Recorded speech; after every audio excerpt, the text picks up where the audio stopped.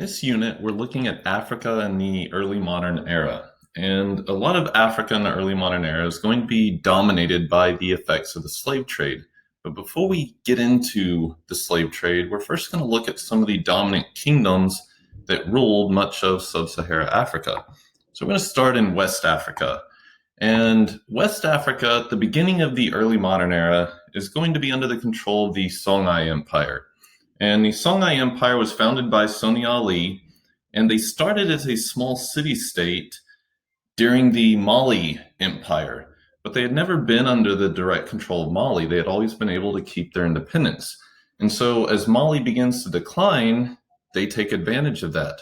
And they're going to begin to expand. Soni Ali is going to help conquer Timbuktu, the capital of Mali. They're going to appoint governors to help administer their territory.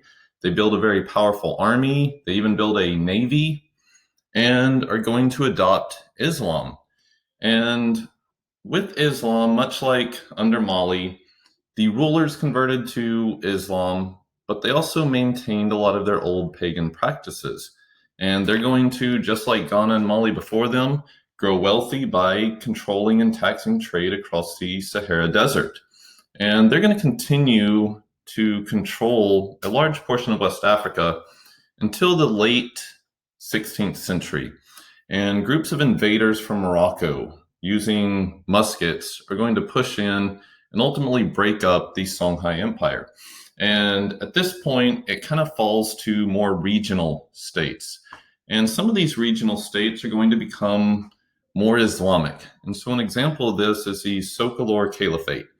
This was founded by a Fulani scholar who begins to preach the idea of jihads, and they begin to launch wars against neighboring kingdoms.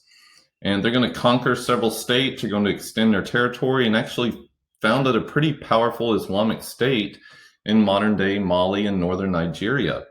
And they are going to force a more strict version of Islam on their people, and even build schools to help teach Islamic principles.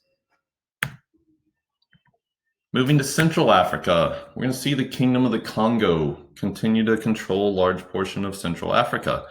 And the kings of the Congo are going to participate in trade with the Portuguese. So the Portuguese arrive and they set up trading posts all along the coast of Africa. And the kings of Congo are going to convert to Christianity because it gave them a better relationship with the Portuguese they were trading with. And we're going to see some good examples of syncretism here, as native African gods are converted into Catholic saints to make it appeal to more people. Under King Alfonso, he's going to be a very devout Christian. In fact, it was said he studied the Bible so zealously that oftentimes he would forget to eat, and even communicated with the Pope. The slave trade is also going to impact the Congo region. And originally, the Congo participated in this slave trade. They traded gold and silver and ivory and slaves to the Portuguese in exchange for weapons and finished products from Europe.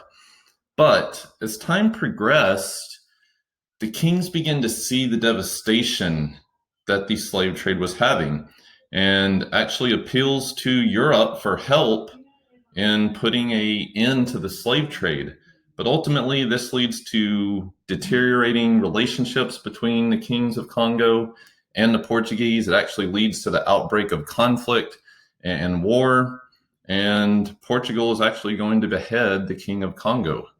And they're going to remain under Portuguese influence for the next several centuries. In East Africa continued to be dominated mostly by city-states. However, when the Portuguese arrive, they begin to play a bigger role in the affairs of these city-states.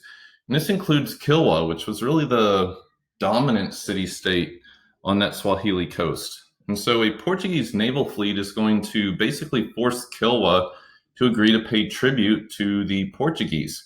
And so other Europeans are soon going to arrive, and they're going to play a big role in trade out of East Africa as well. Now, despite that, the Arabs continued to play a big role in trade, and we still see a continuation of that trade between the Muslim world and East Africa. And just like in the previous era, they continued to import finished products from the Muslim world and from Europe now in exchange for gold, ivory, and slaves. The interior parts of East Africa, they continued to be tied through trade as well. And so even though they weren't directly trading with the Europeans necessarily, they helped facilitate the exchange of materials from the interior parts of Africa to that coastal region.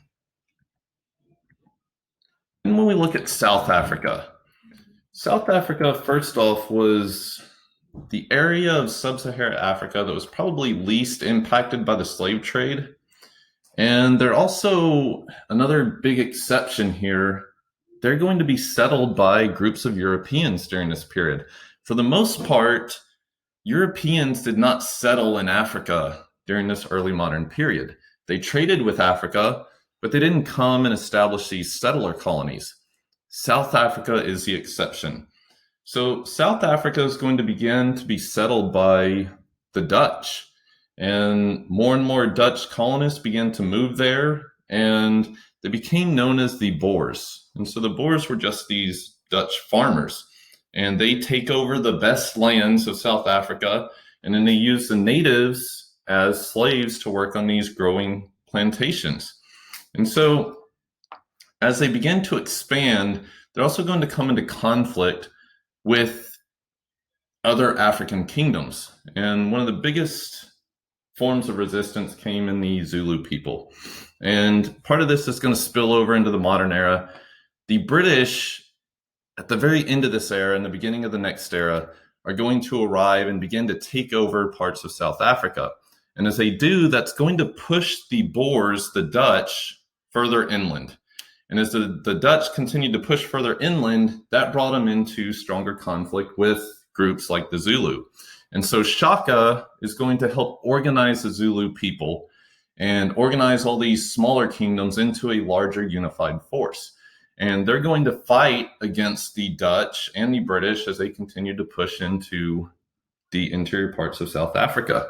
And eventually the Dutch are going to find several new kingdoms in the interior parts of Africa, in the interior parts of Southern Africa.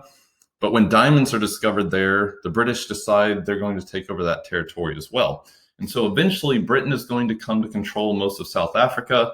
Britain is ultimately going to put down the Zulu peoples as well, and South Africa will be united under British rule.